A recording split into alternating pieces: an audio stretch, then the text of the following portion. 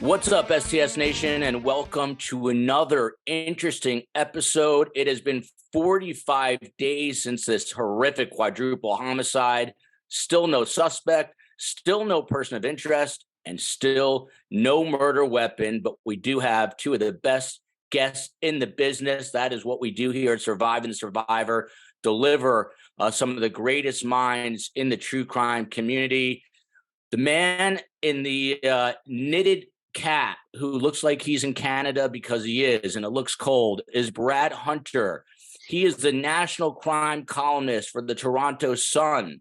Previously, he worked for the New York Post, and his work has been published in newspapers and magazines around the globe. He's also the author of Cold-Blooded Killers from 2021. He lives in Hamilton, Ontario, Canada, and enjoys pubs, hockey, baseball, spending time with his family, and sending that Arctic air down here to Miami, where I'm in a heated room now, which is normally air conditioned. The other man, Peter Massey, started his career at the Hamden, Connecticut Department of Police Services, rising to the rank of detective.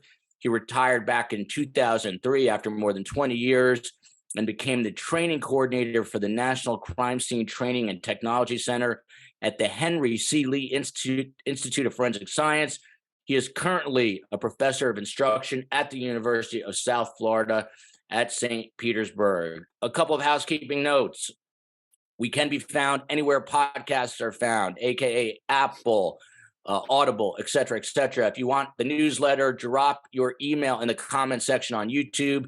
Please support us on Patreon. Please follow us on Facebook, Twitter, Instagram. And as my 8-year-old daughter says, hit that like button. It helps with the algorithm. As these two gentlemen know all too well, who are both friends of the show, a lot of times these cases get so high profile, we forget the victims. So I like to start the show with this. Let us never forget those young lives lost way too soon. Madison Mogan, 21. Kaylee Gonsalves, 21. Zana Kernodle, 20. And Ethan Chapin, 20. May their memories all be a blessing. On to news of the day, gentlemen. It has been eerily quiet. We have not heard from police in days now. Peter, you're former law enforcement. We've had some conversations on the show about the police delivering better messaging, at least for optics, at least to present to the world that they are working this, that there are developments, but instead we are hearing silence.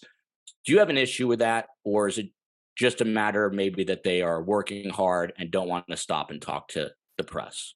If you're looking overall, again, everybody is working hard behind the scenes without the big fanfare right now. I think we're all waiting for lab results to come. We talked last time about some of the toxicology results taking 6 to 8 weeks. We're getting close to that number now. So that's going on there. If you're talking immediate, it's the holiday week. So things, I don't expect much news to come out this week at all. It's just a down week. And Brad, to you, you're on my side of the fence. You're a member of the media. I'm former media, sort of quasi-media now with this show. On a big, high-profile case, I'm sure you're used to frequent press briefings. Does it surprise you that the Moscow Police Department is briefing the media sort of infrequently at this point? No, it doesn't. I mean, I agree with Peter that there are things that going on behind the scenes that we know nothing about, and that's fair play. Holdback evidence is also fair play, but sometimes in these situations, and I've covered a lot of murders over the years. Sometimes in these situations, that information's not being released because they don't know. They just don't have an idea of what's going on. And I think that's the concern for a lot of people is that we know, Peter knows, I know, we've been down this road. We know what they're doing, but the public at large doesn't, and it's bad optics to particularly a heinous crime in a very small place like this. And Brad, I'm a big fan of yours. You're probably the guy I wanted to be, the grizzly veteran reporter with the walrus mustache up there in Canada. You've covered, as you said, many, many homicides. On the heinous scale of crimes, where does this rank compared to what you have covered previously? This is one of the worst. I mean, you cover mob hits and things like that, or two gangbangers shooting it out in a parking lot. That's business. This is an otherworldly level of homicidal violence. The only crime one of the only crimes I can remember was in my first book about Blake Leibel, who was a trust fund kid from Toronto who exsanguinated his girlfriend and nailed her to the wall in the home of his very posh Hollywood condo. The cops in LA said that it was, apparently worse than the Black Dahlia, and that's, pretty horrific. And you're, you write for the Toronto Sun. You're in Canada. What's the level of interest in this case amongst Canadians, our friends to the north? Well, extremely high. I mean, if my page views on this topic are any indication, extremely high, much higher, in fact, than I would have actually thought, but extremely high. So it's a murder that captured the imagination, and quite frankly, any parent who's sent their kid to a smaller university, someplace small, oftentimes they do that because they don't want them in New York or Detroit or Chicago. And, this is certainly, an eye-opener for those people, And Peter, is there anything in your career remotely close to this in terms of cases that you investigated or worked? I've worked several triple homicides, motor vehicle accidents where multiple people have been killed. But anytime you're dealing with young lives, that kind of touches a big nerve. There's something about young children, teenagers who have their whole life ahead of them.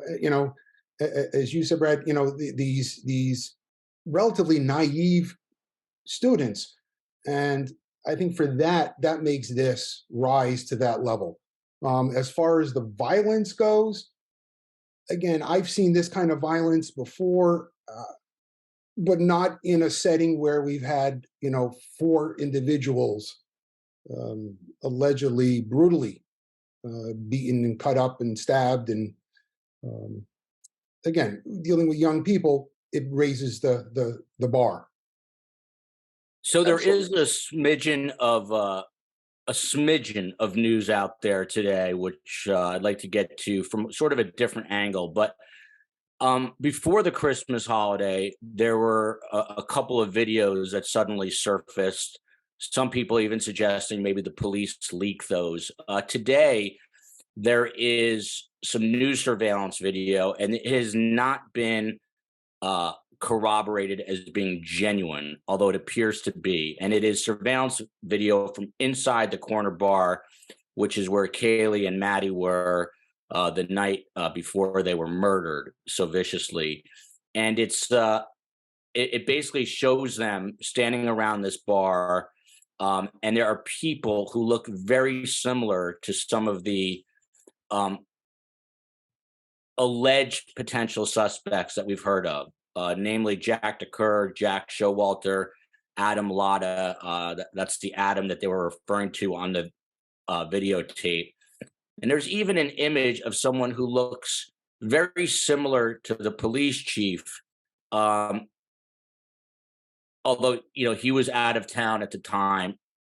I guess my question to you, Brad, anytime there's a high-profile case, you need to be cautious. We don't know if this video is even genuine at this point. there are a lot of people out there, who claim to be cyber sleuths. Um, how cautiously does one have to tread when they're finding information online um, from these alleged cyber sleuths? Very cautious because I mean, a lot of people know fight against cyber sleuths, but they will spend hours and hours and hours and days. It's like 9/11 conspiracy enthusiasts, right? They're can't argue with them. I don't know how hot steel has to be to melt or what jet fuel can do to it. And so they're best to be ignored. I mean, you can look at it, but some of the ideas, are really loopy. I mean, the idea that the one professor was behind the murders was, I mean, fairly, insane. and and and so, but these things gain traction in the world of social media because there's no one contradicting them. And I guess part of that's, a loss of faith in mainstream media, where we still have to play by the rules. The story has to, we can get into a bit of conjecture and a bit of speculation and things like that. But ultimately, we can't say the professor did it. We can't do that because we'll get sued. And well, apparently, this cyber sleuth is being sued as well. But we have old rules we've followed for 120 years or more, and they're actually good rules. And I think that's part of the thing is that people, in all aspects of, our lives in, North America, is that these, nutty social media theories have blossomed, whereas 20 years ago, people would be rolling on the ground laughing. Are you insane? So that's where I stand. The long and short of it is I tread very carefully on anything like that. Extremely. And you're referring to there was a TikToker with a rather large following who was just sued for defamation by a professor who sent a couple of cease and desist letters to her. And this TikToker claimed that through tarot cards or something cockamamie that she thought this professor was in fact the suspect and had some sort of sexual relationship with one of the victims, and it was really out there, and that person probably deserves to be sued for that. But in terms of this video, Brad, that's circulating today, as an old school reporter, what would you need to run with that? I would need to sit down with several people who are in that bar and say, that's so and so, that's so and so, that's Keeley, that's that's Madison. And I would need at least that to be willing to go with it. If you can ID them, at least you can say, could write the story, the last night sort of thing, and who are these people, right? And that's you're not getting out the electric chair for the people that are around them, but you are asking a legitimate question. And we do live in a brave new world. It is crazy what you can find online these days, but it is a cautionary tale to be careful with what you find to make sure it is legit. Peter, we also are getting some numbers coming in that police are analyzing right now about 113 pieces of physical evidence and about 4,000 photos from the scene. They had received an estimated 10,000 tips and leads as of Monday, 2 days ago. Is that what you'd expect? 113 pieces of physical evidence, 4,000 photos, 10,000 tips and leads? Well, here's the tough part. You have this multi-floor apartment, multi people living in there. What belongs, what doesn't belong? And that's a hard call to make for law enforcement, especially if nobody has ever been to that house before to see what's been disturbed, what's missing, what's been altered. So from that perspective, I'm a little concerned. On the other side, 113 pieces on a quadruple homicide, I'm I'm a little concerned. But we don't know what the inside looked like. You know, blood is blood. There are times that it's a given that it belongs to the victim. So there's no sense in collecting hundreds and hundreds of samples of blood that we know came from a victim. It's that very difficult or delicate balance between what do we know, what's logical versus what don't we know, what could be evidence. Again, without seeing the inside, it really does become difficult. If I can just go back to the people there, I'm not so sure that that video is going to show a whole or mean a whole heck of a lot. If we can believe what law enforcement has told us, that Jack, the former boyfriend, is not a suspect, that Adam is not a suspect, we know that they commingle. We know that they're acquaintances or friends. So what? So again, if we can find somebody who is unknown in that video that may have shown some sort of special notice, then I'm okay. Other than that, we know who these people are. To me, at this point, no big deal. Interesting. Brad, Peter raises a good point, and I know you're not a crime scene investigator, but you've covered enough. How complicated does it get with the fact that there's 4 victims and it's a party house, apparently with a revolving door? So when you're going to process that crime scene and looking for DNA, how much tougher does it get because of that? Well, it's a mess, right? I was thinking about that before we went on, that I lived in a house like that, when I was in school. And the fact is besides the 6 people that lived there, there was 20 or 30 different people coming through there every single day. Maybe on Friday night there was 50, but so that's a mess, trying to separate, the wheat from the chaff, and that particularly with the amount of tips that they have coming in. I mean, there was I remember reading this a couple of years ago about how, like, the Gestapo, Hitler's Gestapo, they spent half their time investigating what angry wives were saying about their husbands, and just gossip and things like that, or I'm going to get even with Hans the butcher, or whatever the story is.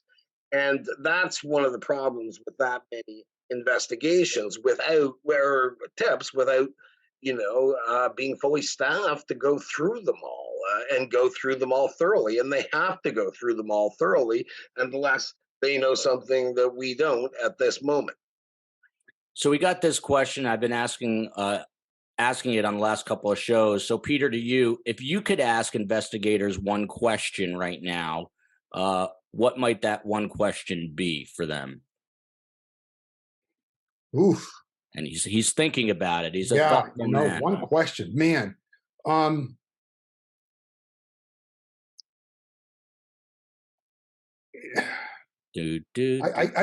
guess that, for me, the one question is going to be, have you dotted your I's and have you crossed your T's to where we've gotten to this point? Because this case is going to get looked at on the back end when it gets to court. So I want to ask them, have you dotted your I's and have you crossed your T's? That's the question of a pro, whereas I'm only an amateur. Brad, what would your question be? Why? That's interesting. So you're talking about motive, I presume. Have you given it some thought in your mind? And this is obviously mere speculation. Do you have a sense of the motive behind this crime? I didn't have, until you mentioned to me incels. Now, I don't want to, attach on to that, but the level of violence for people, not the person who may have been targeted when they had, if they were targeting one of the four, targeting that person and then getting out. Why stick around to do the rest when, theoretically they know there's two other people upstairs? So, I mean, to me, I mean, the incel thing is a good motive. I mean, we've seen it, countless times. They're not the. I don't see them as the massive threat that some of the media do, but it's certainly something worth thinking about because of the three. You have to think if one of them was targeted, three of the four were strictly gratuitous. Um, and the thinking behind the incels is that, blonde, pretty girls won't have sex with them, ergo, they gotta die. And the male Ethan, he was just there, and he's considered as bad as the blondes with the toothy smiles in that realm. And for those of you who don't know, incels are involuntary celibates. It's something we were talking about for a few moments before we started the show, and it's something that Peter was asking Brad about. It is a relatively new term with the onset of social media and people digging their noses more into computers. But Peter, did you have, since you posed that to Brad, are you leaning towards potentially an incel who committed this crime? No, I'm going the opposite way. I'm going with some sort of rage, and that they were known parties, or at least two of the people knew each other, and that it relates to high rage as opposed to somebody who is upset because they can't or has chosen not to engage in sexual activity. I'd be very surprised if that's what comes out of this.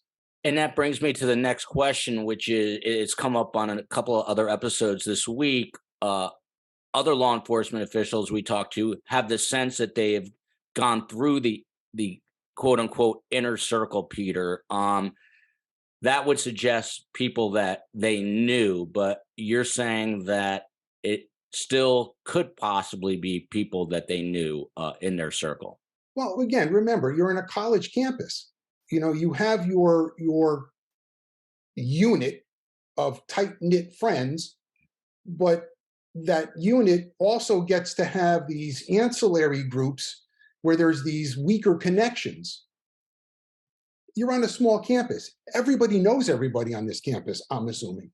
Having gone to a college that wasn't much bigger than this, most of the kids knew everybody. So to say that yes, I'll agree that maybe law enforcement has looked at their main inner circle, but to say that they've looked at the entire, I'm not so sure they're there yet. Thursday morning, we have Kevin Fixler on the program. He is the investigative journalist for the Idaho Statesman. Brad, if you were in your investigative days and you're chasing down this story, what would you be trying to look for right now from a journalist perspective? What angle would you be running down? Well, I would be looking, at, who the circle is and build out from there. Start with the victims, build up through social media, build out their circles, run the names. I mean, it's I guess digital old-fashioned shoe leather to do that sort of thing, and be looking for something that maybe stands out, that isn't really according to Hoyle, and that would be probably where I would start. I mean, I remain mystified at I mean that they've gone this long without catching anybody. This isn't I think we can all agree that this isn't a professional hitman dispatched by the Gambino families to take care of business, because if that's the case, they're going to be in, they're going to be long gone. but it's too sloppy and all these things. And I don't know whether Peter might be able to speak to this better than I can, whether the sloppiness of the whole thing, and the scene itself, even before the killer arrived, whether that poses more of a challenge than an orderly crime scene. And Brad, we had you on as a shameless plug to discuss the Barry and Honey Sherman murders, a billionaire couple that was found on the basically on the around their pool area with belts around their necks. Someone corrected me; they were not hanged per se, but they were in a seated position. That doesn't mean they could not have been hanged. But in that case, Brad, people are under the assumption that maybe it was a professional hit, and those guys are long gone in the wind, maybe in a different country. That case has not seen an arrest in 5 years. You say you're surprised here. We're at day 45. Does this crime get solved, Brad? I think eventually, I think it does. I think it should. I think but I don't know. I can't speak to the professionalism of the detectives involved and the investigation and who's calling the shots and what's going on. I mean, I saw a Reuters story today that they hadn't, reached out to, Canadian border officials for, just as Peter says, as a dotting an I and crossing a T, because it's only 4 hours to Canada. I mean, they're over the border and clear by the time long before the bodies are even found. So, there's things like that are just, kind of head scratchers, and that kind of thing is what leads to speculation, rumor mongering, and things like that. Peter, I had not heard that report today. But if it is true that they did not reach out to, Border Patrol on the northern border, how problematic is that? Because it does seem like a relatively obvious escape route. You got to look up north to the Canada border. We had talked previously about looking west to Washington because of the closeness to the university there. So there's a lot of, if you want to call them escape routes, that should be checked. Obviously, when you're going through the border, I'm assuming that there's a manned border crossing there. So you're going to have passports or documentation shown as to who's coming and going. So whether it's reaching out today or reaching out next week, I'm sure that CBP has a list that can tell us who's going in and out. We're going to get to viewer questions and comments and dedicate a nice chunk of time to that tonight. But we've got these two big crime-solving brains. So someone actually sent me something which I thought was sort of interesting. We haven't really heard much, which I wouldn't expect you, from the surviving two roommates. But the question came from a person named Ames in Germany. So we've got our global audience here, Brad, and they wanted to know if the experts, that's you, feel like the surviving roommates could be in danger. And I hadn't thought of that. Is that a possibility, since the other people in the house were obviously murdered? These surviving roommates, do you think that they were potential targets too, who were just missed? Yeah, I mean, I think that obviously, the killer murdered 4 people, and if he'd known about them or was bothered or whatever, he would have taken a shot at trying to kill them as well. I'm not sure whether, if I'm the killer, I'm going to let sleeping dogs lie, because I don't know what they can provide. I mean, they were, I'm guessing, but if you're a college student, you're out boozing on a Saturday night, and you're going to be dead to the world when you hit that bed. and so I mean, I wouldn't say, I would guess that they would not be in danger, but I'm certainly certain the local police are, have, taken that into consideration.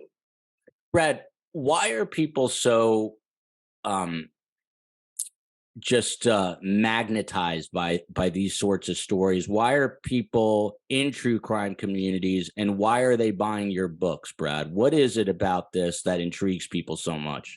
Well, I have a number of theories on that. Have you tried to watch a horror movie in the last 10 years? I have. Okay, well, I generally find them not to be very scary. What is happening in true crime is like a horror story every single day, and it's very, very, very scary. There isn't, Jason hasn't come back for the 26th go at the teenage girls. Like, this is the real deal. And I think also, during the 1950s there was,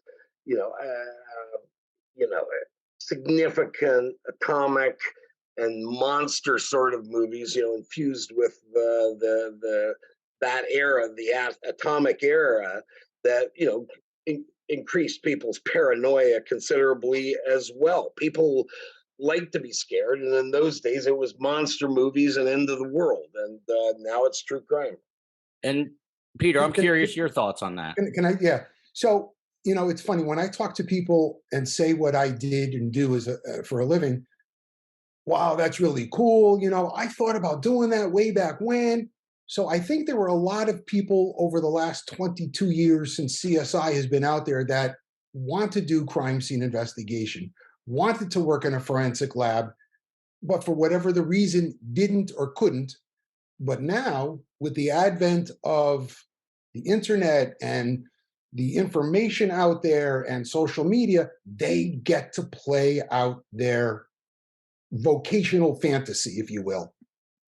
It's And almost everybody loves a mystery as well, right? A puzzle, I mean, whether it's a jigsaw or whatever. And it's, you know some of some of the murders and whatnot that you see and whatnot. I mean, it's, they look like your neighbors, and so I think, people can put themselves in, in the place of the investigative team, trying to figure that all out. I mean, that's one theory anyway. Brad, you've got intuition, because the title I picked for the thumbnail today is A Murder Puzzle. And you nailed it, right? You couldn't have nailed it any better than that. So, for full disclosure, we were, instead of handsome Peter Massey, who filled in for me last moment, we were supposed to have a woman named Dr. Priya Banerjee, who hopefully will come on the show soon. And she's a renowned coroner. She does pathology and all those sorts of things. So I did have a couple of questions, and I wanted to get both of your take on the main one here. Kathy Maba is the local Lata County coroner. She's also in Moscow, Idaho, and she's also a defense attorney. And she also spoke a lot to the media early on and took some heat for that. But as it pertains specifically to the toxicology reports, which should be coming back any moment if they haven't already come back, she's came out and publicly said she doesn't expect them to be relevant to the case. She says, and I quote, "They can be related to cause or manner of death, but they are not in this case." She added that the results are unlikely to offer any new clues for investigators, because she's basically saying that these kids were partiers to begin with. Brad, I'll take both your thoughts on this, but Brad, does she make sense here or not necessarily? No, not necessarily. I mean, everything in a quadruple homicide, and I'm certain Peter will tell you something similar, is that everything is on the table, particularly at day 45, without arrests. We don't know, she could very well be right, but also, I mean, it does, go to what's going on. They were partiers, right? So what was the level of their partying? We don't, as I've said, we don't know everything, but if it comes back that they, pounded a bunch of coke or something like that, well, were they into somebody for it's a strand, and you have to, Peter will tell you, a homicide investigation is as much about elimination as anything else. Peter, your Yeah, thoughts? I'm going to kind of go off a little bit. I'm not overly, I kind of tend to agree with her. I'm not so sure what it's really going to help or show with the investigators. Again, like, right, they're partiers. We know they're going to be, well, we can assume that there's alcohol because they are college kids. There may be some illicit drugs. Who knows? Is that going to get us information as to the killer? I don't think so. What I think it's going to do, the toxicology is going to help us understand maybe what drugs, as far as maybe a connection between somebody who gave it to them or who they purchased it from. There may be some connectivity as it relates to the type, if there's any other kinds of toxicology there, the type of drug that may be in their system. I'm more concerned or more interested in the actual autopsy report more so than the toxicology. What if in that toxicology report you find something like, whatever makes up the content of a roofie, or you find chloroform? Does that change the dynamic? Oh, absolutely. Because now, look, either they ingested it surreptitiously or somebody purposefully, here, try this. And we know that one of the reasons they do that is to knock somebody out. It doesn't tell us about maybe the two others. It just talks to us about the two blondes. So again, I'm not overly concerned about that. Brad, everyone is talking about a fixed blade instrument, basically a knife here. You're the guy that's seen it all. Some people have suggested maybe it was something more sinister, like an axe or something, because at one point, the same coroner apparently told one of the parents about the injuries, and that father, Steve Gonsalves, described his daughter's wounds as tears and big open gouges. Do you have any thoughts one way or the other on the potential murder weapon in this case? Well,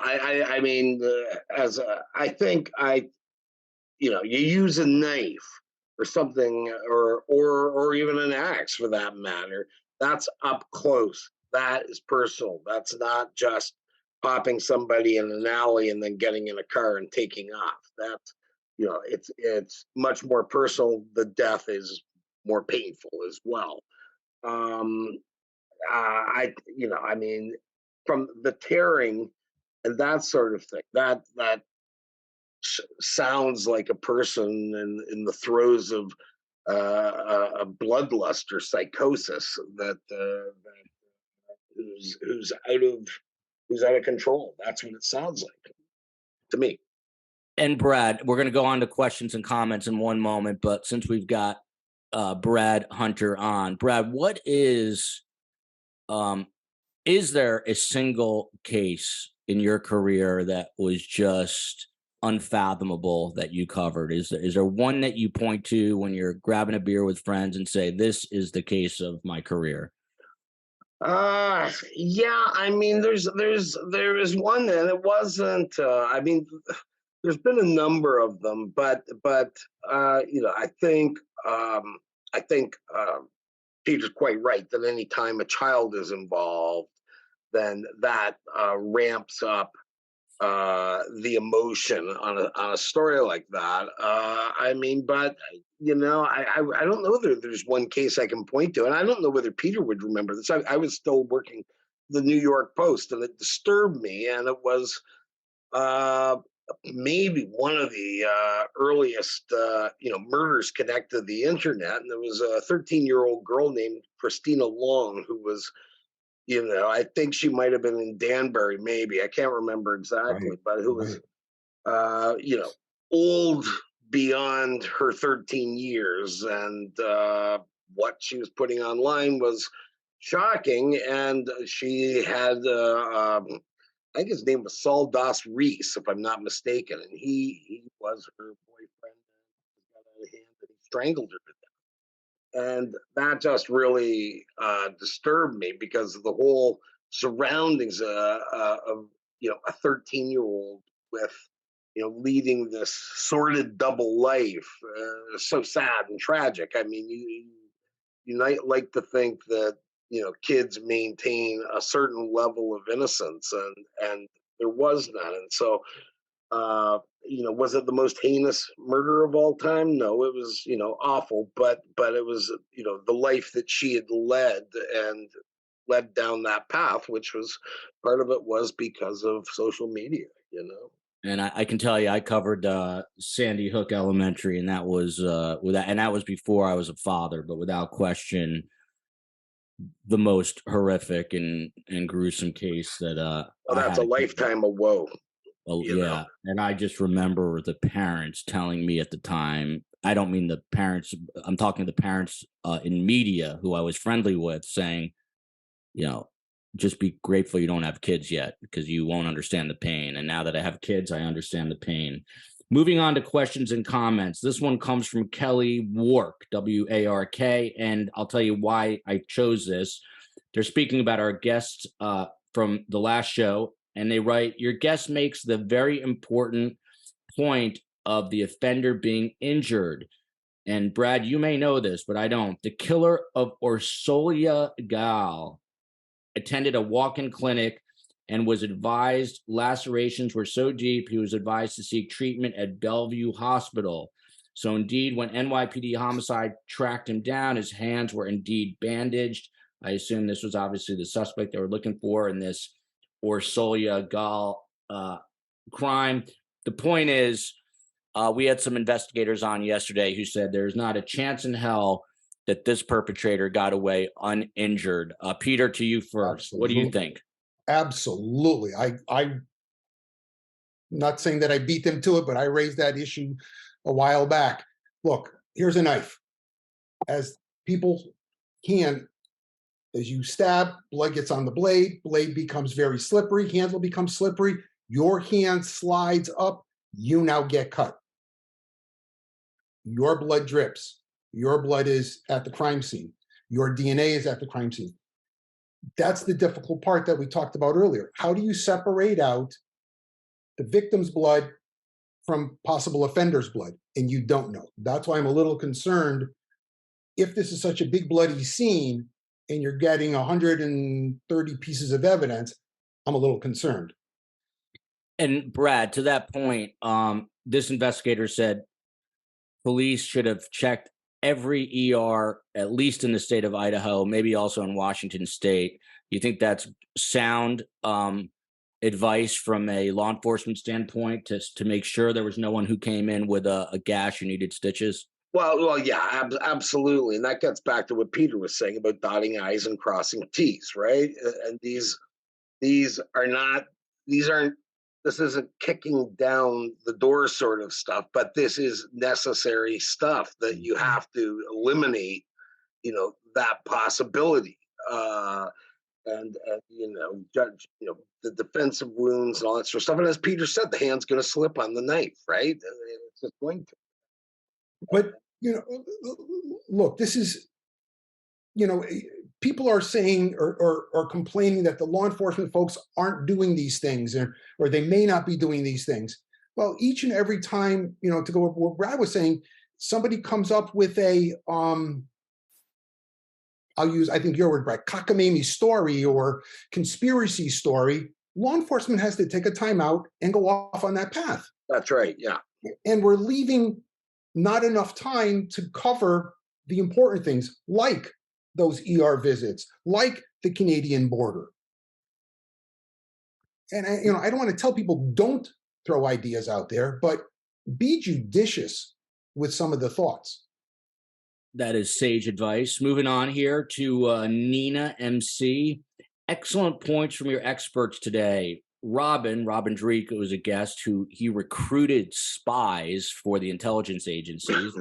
What a job that is. This is someone who has a background in other crimes, I think, perhaps rape, peeping Tom. Unlikely this person just carelessly did this. He ramped up over time. Likely someone who had been in the house or around the house with, and this is an unfortunate expression, with an axe to grind. I don't think it's coincidental that Kaylee came back to visit and this happened. Brad, to you, is this someone that you believe was, because we did get a report early on about a dog that was skinned. It was never completely corroborated. Maybe that dog was attacked by an animal. But is it your gut instinct that whoever did this has done other sinister things previously?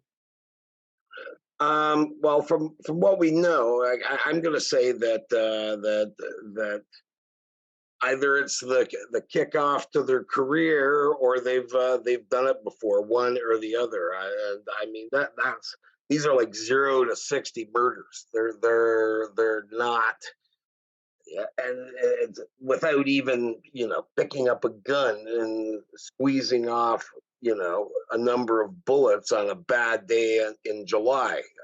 This this there seems to be, I don't know whether the killer is skilled, but at this juncture, he's 45 days in, and we can probably assume it's a male, has gotten away with it. We don't, as I said earlier, we don't know what's going on in the background. But Peter, this one to you from SW 9750. None of the experts thus far seem to think the suspect could be an older man in his mid-30s. This is obviously someone young writing this, because I'm offended at that. An older man in his mid-30s, ex-military, trained to kill, operate in the dark, super fit, then afterward go underground and survive a basic existence. Perhaps someone who's been in a war zone, suffers PTSD, and holds a grudge against young, talented people, the type of person he once was and I once was, Peter. Is it possible? I know you're not a profiler, but they raise a good point. Could it be an old man in their 30s? Oh my goodness, an ancient old man in their 30s. All things are on the table at this point. I think the only thing that we all agree on is that it's somebody that is carrying a large amount of rage. Whether they've committed a homicide in the past, a violent crime in the past, they've absolutely exhibited rage in the past. A college student, an old 30-year-old male, or possibly somebody older. Everything's on the table. I like that. You can't rule it out. Not at this point. Yet. Next one from Karen Florio, 1714. Brad, I'll let you take a swing at this one. The survivors, the two roommates who survived, said that they, quote unquote, heard something, but thought it was people partying, locked their doors and went to sleep. They may have put on headphones, who knows, but it makes sense that they assume people upstairs were partying. In light of the type of house this is, should we be surprised that they sort of slept through this, thinking it was something other than what it was, which was a quadruple homicide? Well, it's like, I mean, maybe a lame comparison, but it's like, if you travel enough on a plane for business and whatnot, and I traveled quite a bit for the paper, was that you eventually learn how to sleep on an airplane, and if you're living in a party house and you're studying for exams, you learn how to block it out as well. So, I mean, I think that the story there sounds fairly on the up and up as far as I'm concerned. Next question, we'll send this one to you, Peter. It comes from Darrow Lynn Gibson. I've been wondering if the police or FBI could have undercover young men or women posing as college students at the University of Idaho. I know this has been done at other schools and colleges to hopefully get people to open up more and gain more relevant information. so many students, and someone has to know more about whom the killer or killers are. I understand this information could not be released to the public. That's something I hadn't heard before. Is it possible that there are uncles, as they say in the business, or undercover agents working this case on the inside of the school? There could be. The timing is awful for that. Again, they're on semester break. They have another 2 or 3 weeks before they come back. So to have it now doesn't make any sense. Maybe down the road. Look, I don't think you necessarily need to have undercover people. People are going to talk. If somebody knows something, ultimately they're going to talk on a college campus, especially once you start to have them drink. Alcohol is the truth serum, I guess. I'll have you both take a shot at this because it's one that's come up and it's pertinent and interesting. This one comes from Mr. Pearls Are Forever. It is really interesting how the killer or killers were able to enter in and do this horrible deed and get out without leaving trace evidence. I remember a case where the killer removed all his clothing, murdering naked, then showering, putting his clean clothes back on, then left. This killer or killers certainly had the time to do this.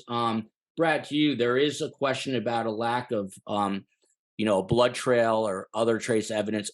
Again, we don't know what we don't know, but if the killer was able to get away without leaving a lot of trace evidence, how was that possible?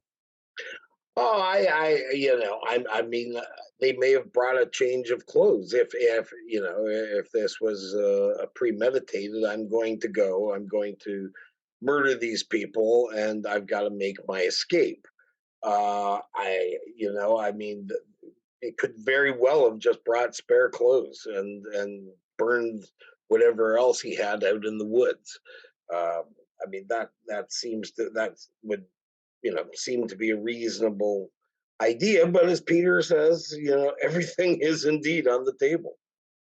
Peter, are you surprised by the apparent lack of a blood trail leaving this home?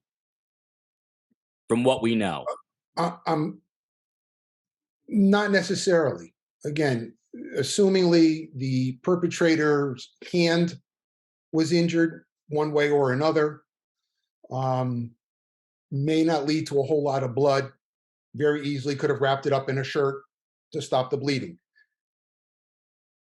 So that I don't expect. I do expect that if somebody came upon this person shortly thereafter, they should be, based on what we know of the injuries, be covered in blood. I can't imagine the violence exhibited with 4 people with a bladed instrument and you are not covered in blood. I don't think that happens. Peter, this one goes back out to you, and we discussed it briefly with Brad. This one comes from Stephanie McCarthy, 1676. Maybe the survivors are being quiet, meaning the 2 roommates are being quiet to protect themselves. If they say nothing was heard, it will give the killer a sense of security that he got away with it. Maybe they did hear things, but the cops are keeping it quiet for investigation reasons. Is that plausible? Absolutely plausible. The last thing anybody wants to do is put somebody in harm's way. And if it becomes public that they may have given some positive information, they now get possibly put into harm's way. So law enforcement are going to keep everything very close to the belt or close to the chest at this point. Brad, here's another scenario from Michelle KT. It wasn't just 2 people who didn't hear anything and didn't wake up. As the first person was being killed, there were 5 other people who were undisturbed and still asleep, then 4, and so on and so on. Could there have been 2 killers, both using the same kind of knife, Brad? I think right now that law enforcement is leaning toward a lone killer, but it's certainly within the realm of possibility because that's a lot of rage and a lot of killing for one person in what would be a fairly short amount of time. And we know, like with pedophiles, that they have an ability to find each other. Now, whether that leads to a double sort of thing, but a tag team, I don't know. But I think it's within the realm of possibility. Although I think they're leaning toward a lone killer. And Peter, we had a guest on yesterday's show who said something interesting to me.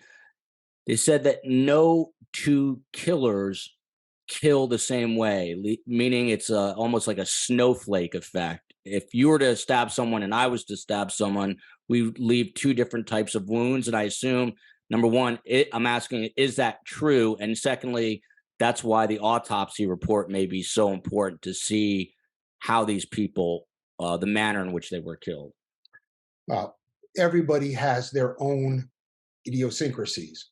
So just like two burglars aren't the same, two people who use knives aren't the same, two shooters aren't the same.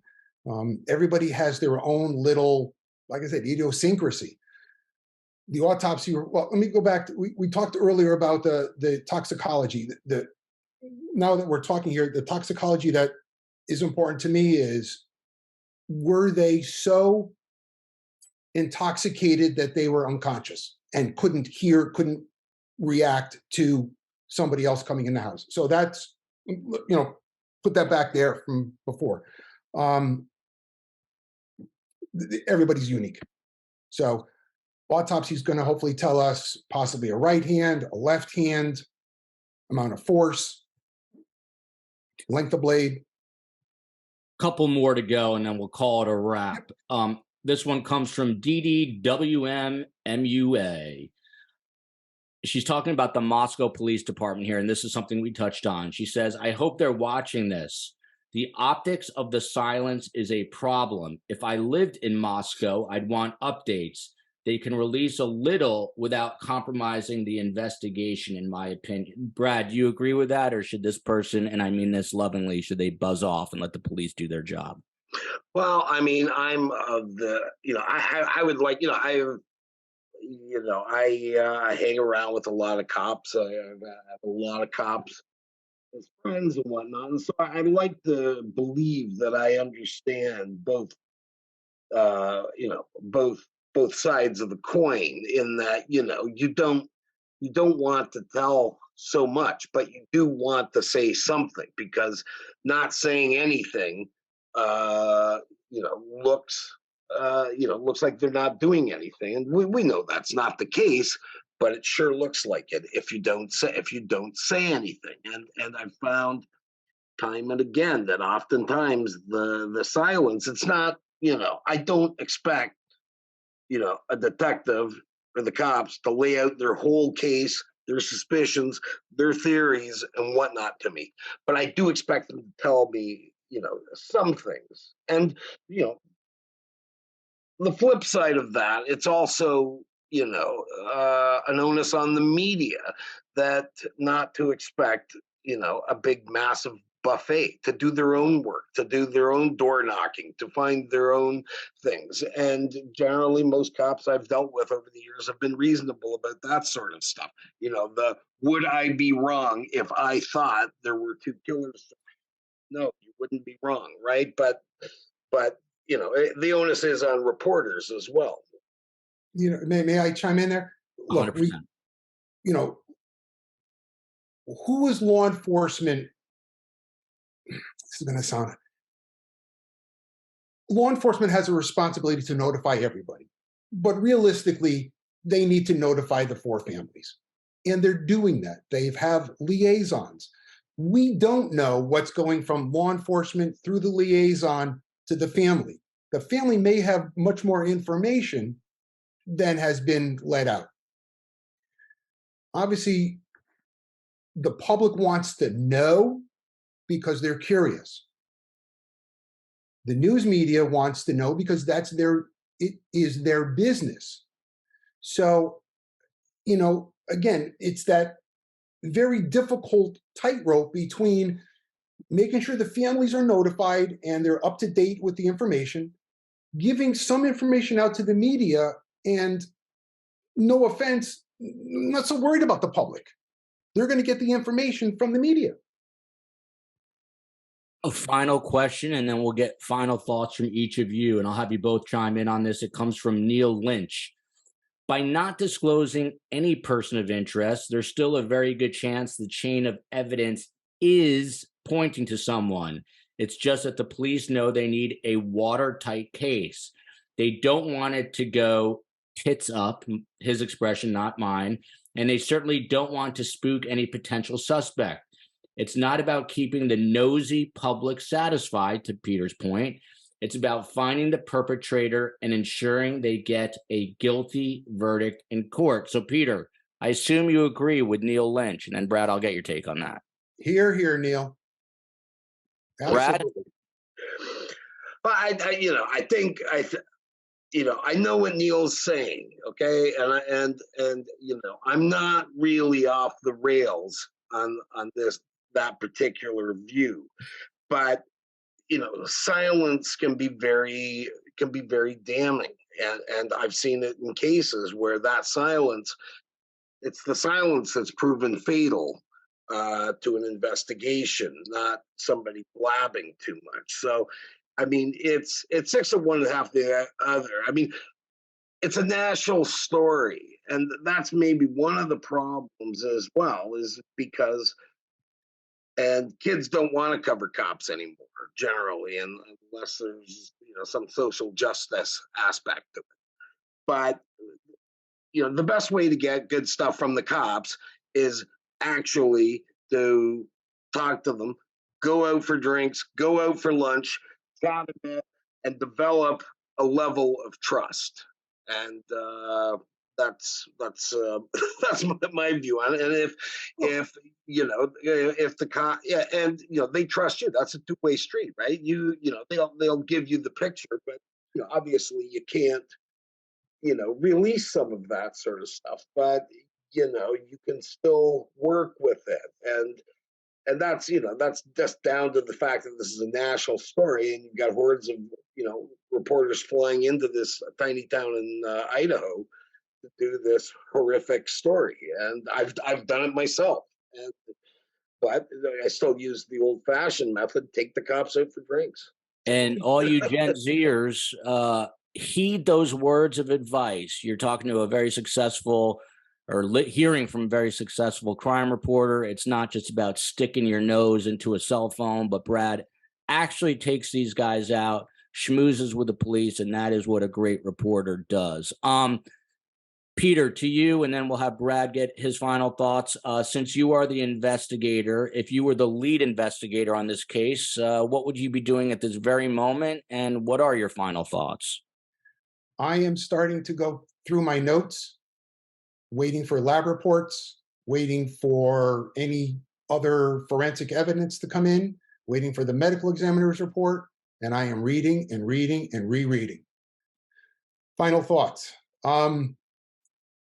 I do think it's going to get solved. I think that there's going to be potentially enough forensic evidence there to find a perpetrator. When? Don't know, but I do think it's going to get solved.